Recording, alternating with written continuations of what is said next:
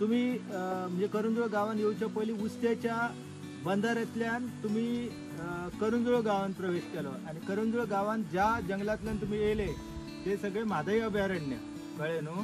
आणि थंयसर एक धनगरांची वस्ती आसा. त्या धनगरांच्या वस्तीचे नाव आसा बोंदीत. ती कळसा नदी रामेश्वर देऊळ आसा कणकुंबी, त्या कणकुंबीच्या डोंगर माथ्यावयल्यान दोन नद्यांचो उगम जाता. एक मलप्रभा नदी आणि दुसरी कळसा नदी. कळसा नदी गोंयान येता आणि ती दुसरीर म्हादय कडेन एकरूप जाता. म्हादयचो उगम कर्नाटकांतल्या देगांव गांवांत जाता आणि म्हादय उलटी म्हणजे कर्नाटकांतल्या खानापूर तालुक्यान वयचे उजी म्हादय नदी पूर्ण युटर्न घेता. कळ्ळें न्हू. कळसा भांडुरा प्रकल्पातली भांडुरा नदी जी आसा न्हू तिचो उगम जाता तो जामगांव जाता.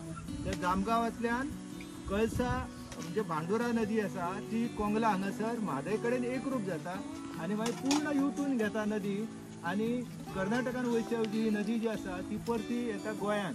आणि तेन्ना मागीर तुमकां एक सुंदर असो धबधबो पळोवपाक मेळटा जो 12 म्हयने सतत व्हांवता. इतको सुंदर धबधबो आयुश्यान पळोवपाक कठीण आसा कारण आतां थंय वचपा खातीर परवानगी घेवची पडटा बेंगलोरच्यान.